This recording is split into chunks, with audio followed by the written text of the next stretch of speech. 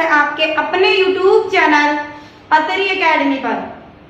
आज के इस वीडियो में हम कक्षा 6 का अध्याय 4 आधारभूत ज्यामितीय अवधारणाओं के बारे में पढ़ेंगे।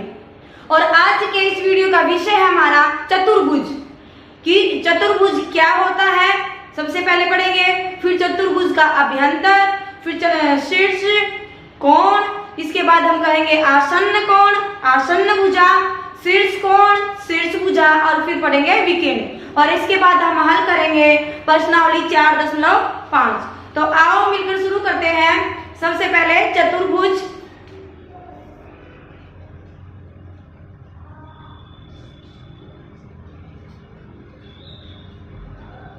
चतुर्भुज क्या होता है? चार भुजाओं से बने बहुभुज को चतुर्भुज कहते हैं। देखो यहां से पता भी लग रहा है, चतुर, चतुर मतलब चार, और यहां से भुज, भुज मतलब भुजा। तो क्या हो जाएगा? चार भुजाओं से बने बहुभुज को क्या कहेंगे? हम चतुर्भुज कहते हैं। मतलब एक ऐसा बहुभुज जिसकी भुजाएं कितनी हो? चार हो। तो तीन भुजाओं वाले बहुभुज को हम क्या कहते हैं? एक बार पीछे याद कीजिए, हमने इसे पीछे वाले वीडियो में पढ़ा था। तीन भुजाओं वाले बहुभुज को हम क्या कहेंगे? त्रिभुज कहेंगे। और चार भुजाओं वाले बहुभुज को हम क्या कहेंगे? चतुर्भुज कहेंगे।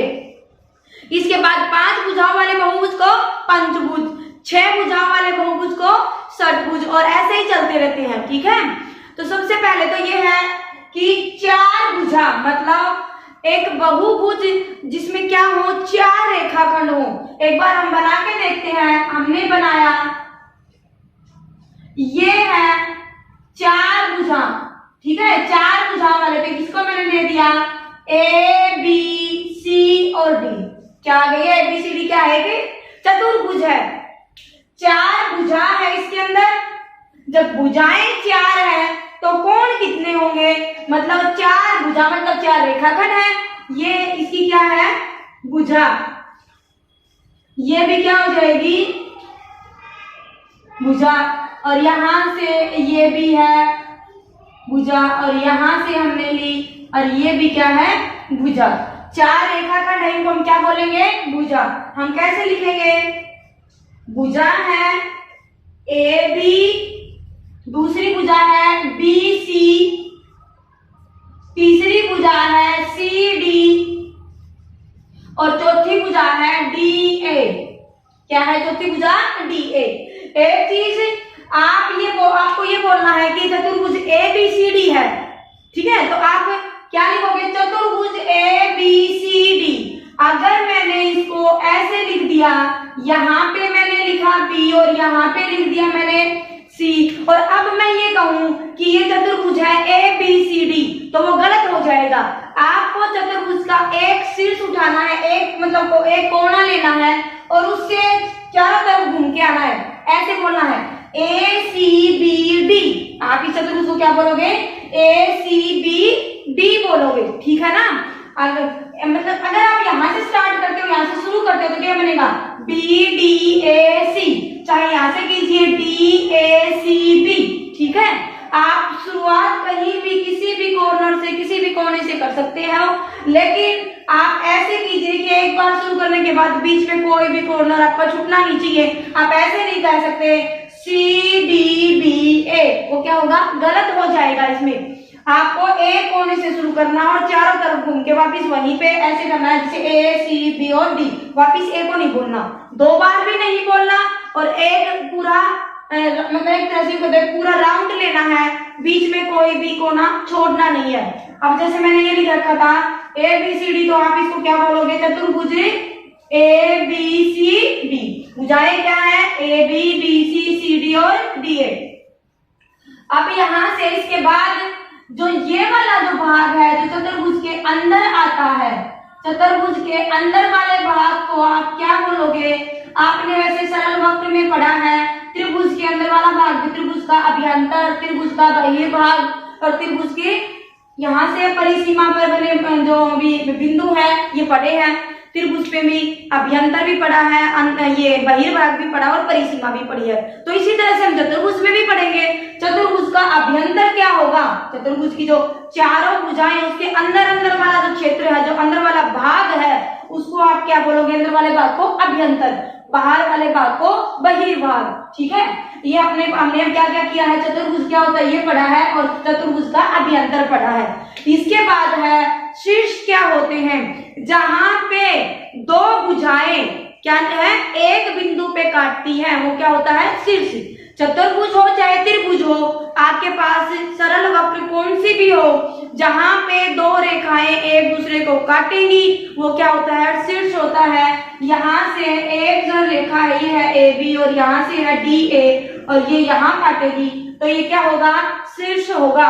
तो इस चतुर्भुज के शीर्ष कौन से बनेंगे, इस चतुर्भुज के शीर्ष कौन से होंगे, शीर्ष यहाँ पे काट रही है, यहाँ से ये ए बी और ये सी बी है, यहाँ से ये बी सी जा रही है और ये डी सी जा रही है, यहाँ पे काट रही है और ऐसे ही यहाँ से ए डी और सी डी। ठीक है, तो शीर्ष क्या बना, ए बना, बी सी और डी, ये क्या है चतुर्भुज के चार शीर्ष हैं। ठीक है, और भुजाएं हम पढ़ चुके हैं कि भुजाएं क्या होती हैं, जिन रेखाखंडों से चतुर्भुज बनता है वो चतुर्भुज की क्या होती हैं, भुजाएं होती हैं। ठीक है, इसके बाद हम करेंगे कोण। चतुर्भुज है तो कोण भी कितने होंगे, जब भुजाएं चार हैं तो कोण कितने होंगे, कोण भी चार ही होंगे। ऐसे त्रिभुज में किया था हमने, त्रिभुज की तीन भुजाएं हैं तो कोण कितने होते थे, तीन होते थे। ठीक है, और त्रिभुज के तीनों कोणों का योग कितना होता है, ये आप कमेंट बॉक्स में लिख के भेजना कि त्रिभुज के तीनों कोणों का योग कितना होता है। अब देखिए हम चतुर्भुज की तरफ चलते हैं। कोण क्या होते हैं, जहां पर शीर्ष बनेगा वहीं पर एक कोण बनता है, यानी कि जहां से दो भुजाएं एक उभयनिष्ठ बिंदु से दो किरण एक उभयनिष्ठ बिंदु से निकलती है तो वहां पे क्या बनता है कि कोण। ये हो गया कोण। दूसरा कोण क्या है, जैसे ये ले लिया मैंने तो दूसरा कोण ये हो गया, और यहाँ से तीसरा कोण होगा आपका ये वाला कोण, और चौथा कोण क्या होगा, ये वाला कोण क्या होगा, जहां पर दो भुजाएं एक उभयनिष्ठ बिंदु पर काटती हैं वहां पे कोण का निर्माण होता है। तो कोण कितने बन गए, ए बी सी डी। आप इसको कैसे लिखेंगे, आप इसको लिखोगे कोण ए, कोण बी, कोण सी और कोण डी, और यह आ जाएगा कोण डी। आप कोण ए को क्या लिख सकते हो, कोण डी ए बी, क्या लिख सकते हो, कोण डी ए बी लिखिए, या फिर लिखिए बी ए डी, या फिर लिखिए बी ए डी। मतलब क्या हुआ, कोण को हमने पीछे वाली वीडियो में भी बताया था, जिस कोण को लिखना होता है उसको बीच में लेते हैं और इसके जो दो वाले जो इसके इधर मतलब किरण के एक तरफ इधर और दूसरी तरफ ये जो कोने के जो भी कोण होंगे उनको क्या लेंगे, आगे और पीछे लेंगे, जैसे कोण डी ए बी या फिर कोण बी ए डी लेंगे। ठीक है, कोण बी को हम क्या लिखेंगे, ए बी सी लेंगे, या फिर कोण सी बी ए लेंगे, और इसी तरह से हम चार कोणों को लिख सकते हैं। ये हो गए यहाँ से आपके पास कोण। अब हम पढ़ेंगे आसन्न भुजा। ये है आसन्न भुजा। आसन्न भुजा क्या होती है, वो दो भुजाएं जिनमें एक बिंदु उभयनिष्ठ होता है उसको आप क्या बोलोगे, आसन्न भुजा। आसन्न भुजा मतलब फिर से एक बार मैं दोहराती हूँ, क्या होती है, दो भुजाएं जिनमें एक उभयनिष्ठ बिंदु हो, जैसे मैंने लिया ए बी और ए डी। ए बी भुजा, यहां से क्या है भुजा ए बी, ये यहां से ये ए बी भुजा है और ये ए डी है, और जो उभयनिष्ठ बिंदु है वो क्या है, ए। ऐसी भुजाएं जिनमें एक बिंदु उभयनिष्ठ हो आसन्न भुजाएं होती हैं। ठीक है, जैसे कि ये रहा, मैं दोबारा बताऊं तो ए बी और बी सी ये भी आसन्न भुजाएं हैं और इनका उभयनिष्ठ बिंदु क्या है, बी है।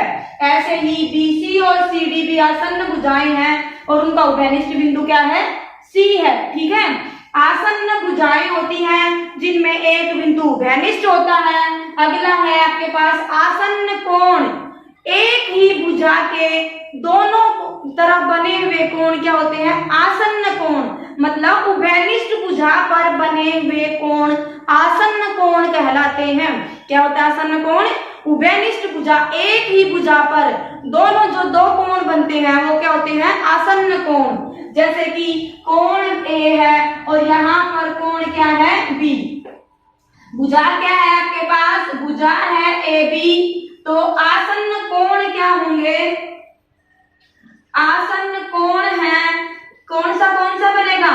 कोण ए और कोण बी, ये क्या है? आसन्न कोण। एक ही भुजा के दो तरफ बने हुए जो कोण होते हैं वो क्या होते हैं? आसन्न कोण होते हैं। ठीक है। अब दूसरा है सम्मुख भुजा। सम्मुख, नाम से ही पता लगेगा आपको क्या है? सम्मुख। सम सामने, मुख मतलब आमने सामने, जो जिसका मुख है, मतलब मुख का मतलब क्या है?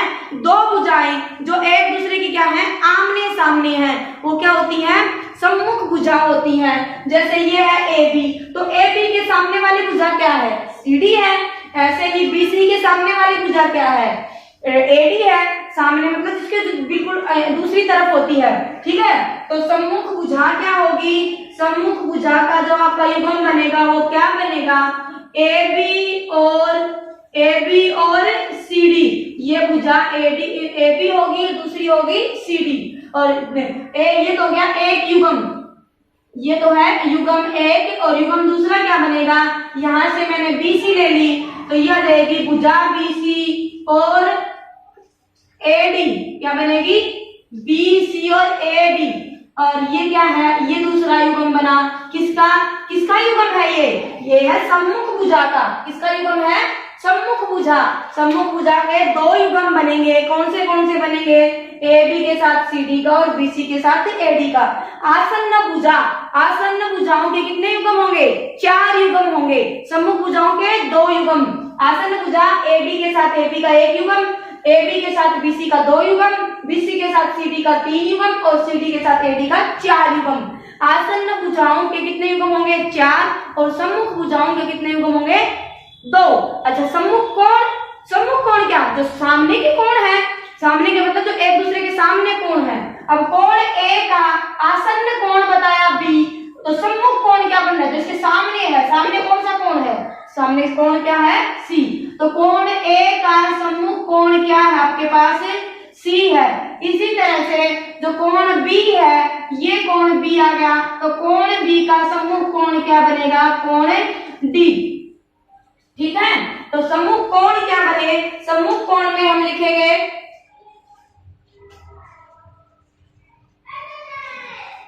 सम्मुख कोण का युग्म होगा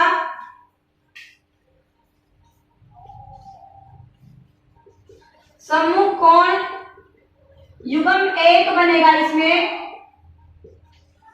कोण ए और कोण सी, और दूसरा युग्म बनेगा कोण बी और कोण डी।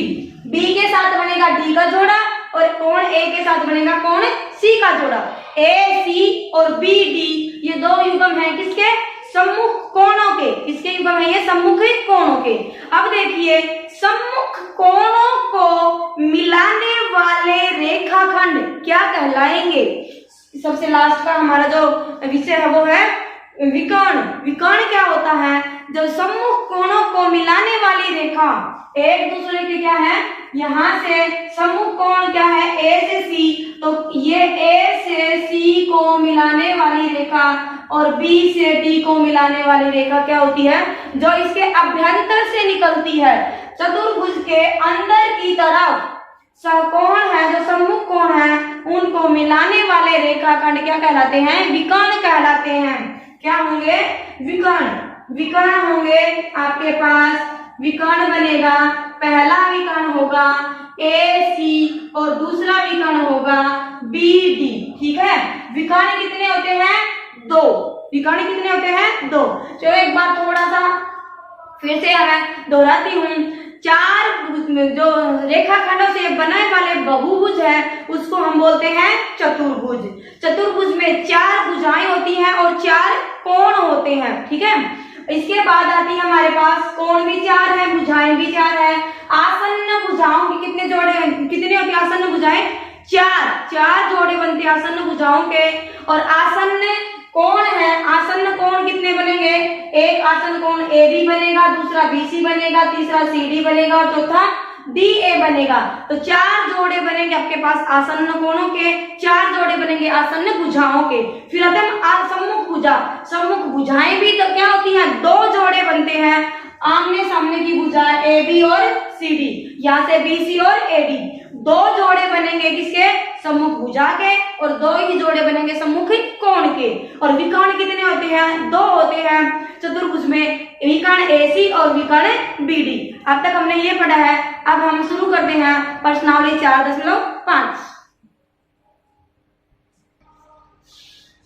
प्रश्नावली 4.5 पहला सवाल है, एक चतुर्भुज PQRS बनाइए। पहले हम एक चतुर्भुज PQRS बनाएंगे, इसके विकर्ण भी बनाइए व इनके नाम लिखिए। फिर उस चतुर्भुज के विकर्ण बनाने हैं और उनके नाम लिखने हैं। क्या विकर्ण? विकर्ण का प्रतिच्छेद बिंदु चतुर्भुज के अभ्यंतर में स्थित है या बहिर्भाग में। और उसके बाद आपको यह भी बताना है कि चतुर्भुज है जो बनाया है हमने, उसके विकर्ण का प्रतिच्छेद, जहां पर दोनों विकर्ण एक दूसरे को काटेंगे वो प्रतिच्छेद बिंदु चतुर्भुज के अंदर वाले भाग में आएगा या चतुर्भुज के बहिर्भाग पे। देखिए बनाते हैं। ये बनाया हमने,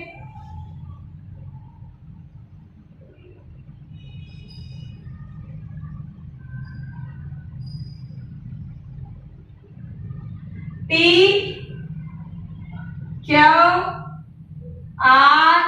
और ये है S। ये बन गया एक चतुर्भुज PQRS। विकर्ण बनाइए। विकर्ण क्या होते हैं? सम्मुख कोणों को जो मिलाने वाला रेखाखंड है उसको आप क्या बोलोगे? विकर्ण। तो ये आ गया आपके पास सम्मुख कोण, कोण P और कोण R होंगे सम्मुख। तो ये बन गया विकर्ण PR और ये है विकर्ण RS। क्या है? विकर्ण कौन से बनेंगे? विकर्ण बने हैं P, यहां से R और QS। दूसरा विकर्ण क्या बना हमारे पास? QS। फिर क्या है? क्या विकर्ण का प्रतिच्छेद बिंदु, विकर्ण का प्रतिच्छेद बिंदु को मैंने O ले लिया है। विकर्ण के प्रतिच्छेद बिंदु को मैंने क्या लिया है? O। तो विकर्ण का प्रतिच्छेद बिंदु आप बताइए मुझे, क्या ये बिंदु O है वो चतुर्भुज के बहिर्भाग में स्थित है या अभ्यंतर में? तो हम कहेंगे विकर्ण का प्रतिच्छेद बिंदु चतुर्भुज के अंदर या अभ्यंतर भाग में ही स्थित होगा। कि चतुर्भुज के विकर्णों का प्रतिच्छेद बिंदु चतुर्भुज के अभ्यंतर भाग में स्थित होगा। ठीक है। अब सवाल 2 है, चतुर्भुज के LMN का रफ चित्र बनाइए। चतुर्भुज बनाना है आपको KLMN।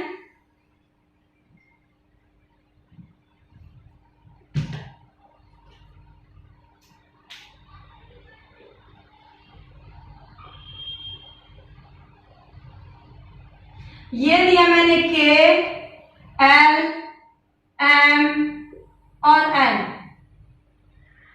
सम्मुख भुजाओं के दो युग्म। पहला है सम्मुख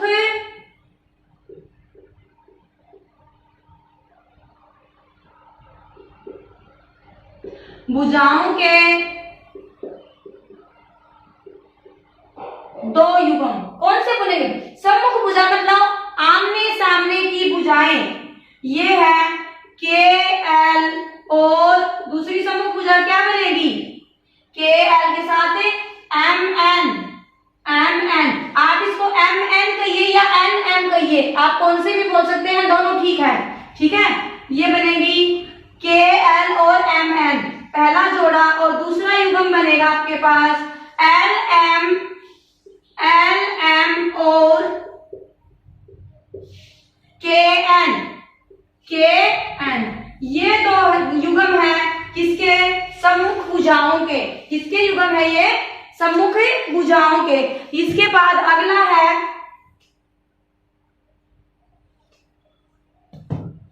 सम्मुख कोणों के दो युग्म। सम्मुख कोणों के युग्म होंगे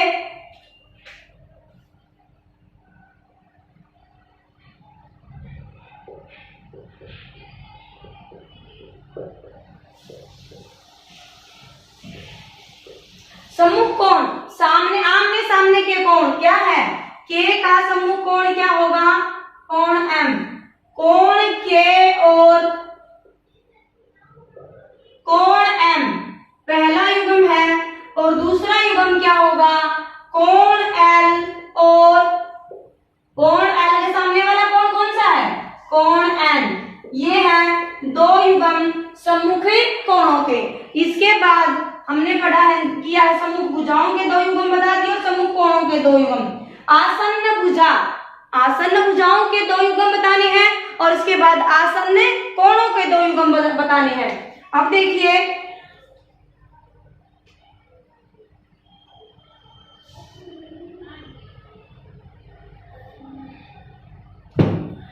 आसन्न भुजा कौन सी बनेगी,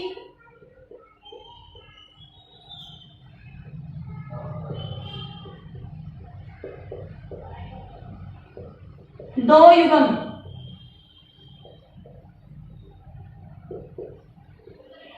आसन्न मतलब जिनमें एक बिंदु क्या होता है, उभयनिष्ठ हो। ये होगी, हमने के को उभयनिष्ठ लिया तो क्या बनेगी, के एल और के एन।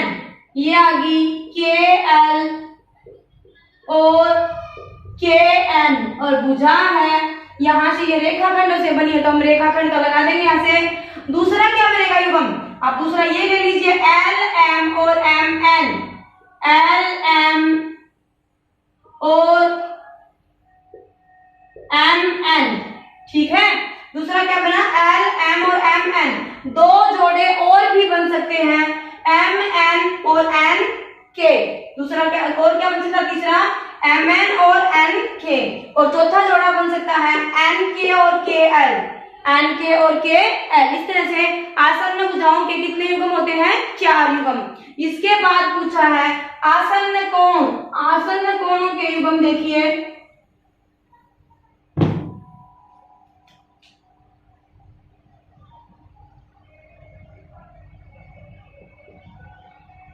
आसन्न कोणों के युग्म,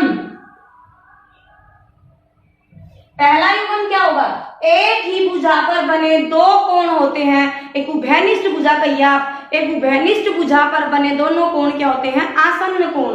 तो क्या बना, कोण के और इसी के ऊपर दूसरा कोण क्या है, और कोण एल, कोण क्या बनेगा, एल। दूसरा क्या लोगे, दूसरा युग्म में आप ले लीजिए कोण एल और कोण एम, कोण एल और कोण ले लिया मैंने एम, ठीक है।